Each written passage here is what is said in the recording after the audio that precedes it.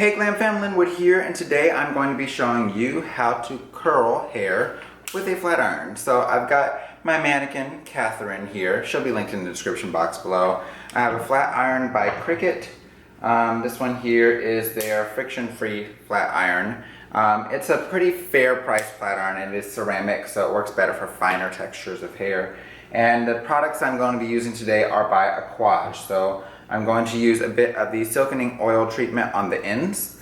I'll be misting overall with the Beyond Shine, and I'm going to be curling with their Aquage working spray. So I'll link these in the description box below as well. Just so you know, this is not a sponsored video. I just really happen to like their products. Of course, I'll be using my Denman brush to detangle. You guys can see I've worn off the lettering, but I absolutely love this brush.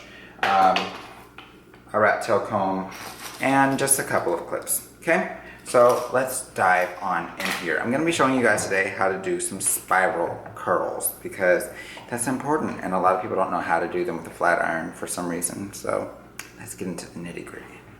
All right, so I'm just going to start off with a couple of drops of the silkening treatment. Well, actually, I'll do one pump for now. I don't want to get too crazy with it. So I'm going to take that, and I'm going to work that primarily through the mid shaft and the ends. It can be a little heavy, and so I don't want to put it on there all the way up here, especially if I'm working with a live client. If I am putting it on up there, I prefer to do it with the hair damp or wet. It allows me to more easily disperse the product. The nice thing about this product as well is that it is made for hot tools, so it does already have some degree of heat protection built in, so good to know. From there, I'm going to take my Beyond Shine and just give this hair a light misting.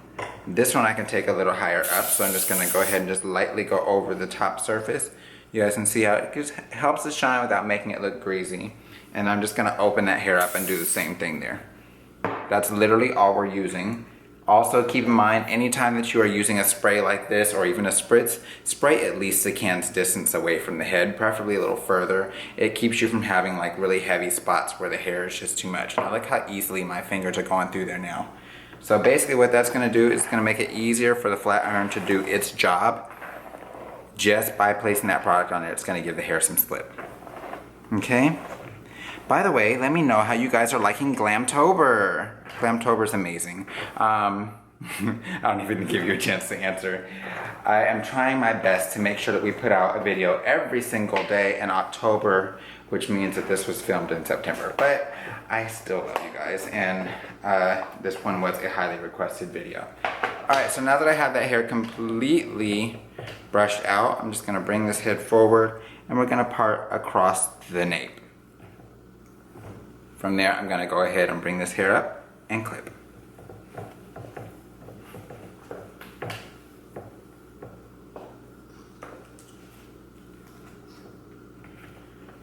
Alright, so I have this section of hair down here, and I'm just going to go ahead and take my working spray by Aquage, and we're just going to mist from a distance. Notice this is at a good enough distance to where I can just lightly get it on the hair. My goal is not to hear it sizzle when I'm working. I just need a little bit of working spray. Notice I can still pull my fingers through there. This is just to give a small amount of hold. Don't get crazy. Now what I'm going to do is I'm going to take about a 1 inch by 1 inch section. We're going to pick up that hair, take our flat iron, place it on in here, and I'm going to instantly turn that flat iron and just begin to slide down the shaft of that hair. Now the thing here is making sure you're doing very smooth motions, no abrupt stops. We don't want to do anything that is going to cause that hair to, how can I put it? Look at that curl, you guys. All the way down. Beautiful curl, right?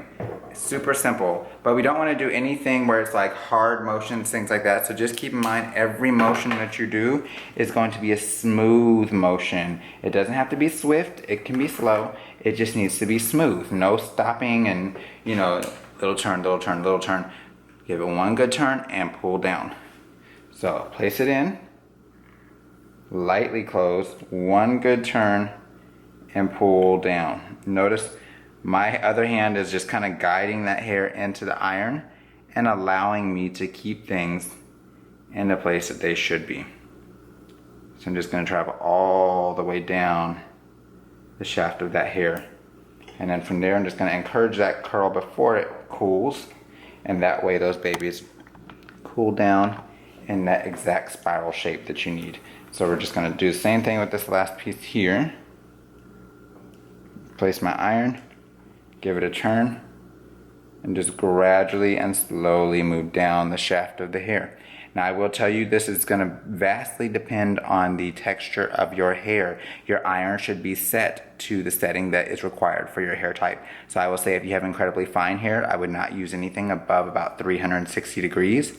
For medium textured hair, I really wouldn't use anything above about 380. And then for coarse textured hair, I really would not. I would try my best if you were doing it at home, trying not to go above about 390 or so.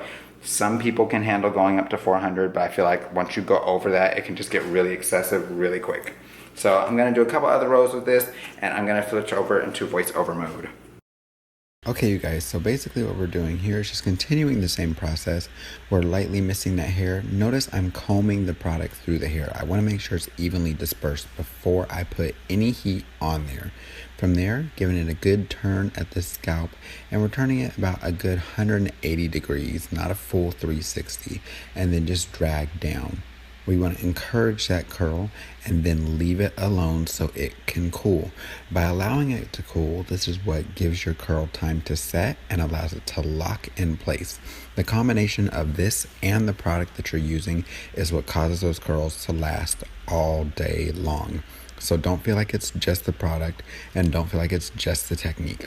As you guys can see here, I skip forward because I'm doing literally the same thing throughout the entire head.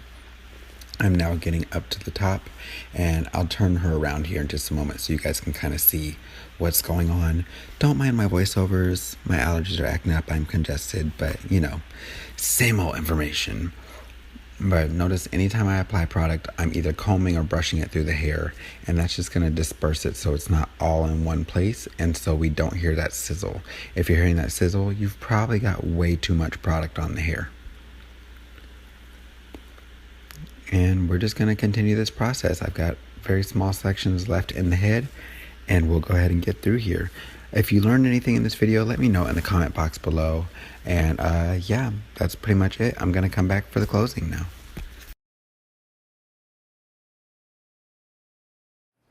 Alright Glam Fam, so if you like this video and you learned something in this video, let me know by clicking the thumbs up button and leaving a comment in the comment box down below. If you know someone who could benefit and has been trying to learn how to curl their hair with a curling iron, especially if they're trying to do spiral curls like these, do me a solid and send this to them. Until next time you guys, take care, God bless, and stay glam, and stay tuned for the rest of Glamtober.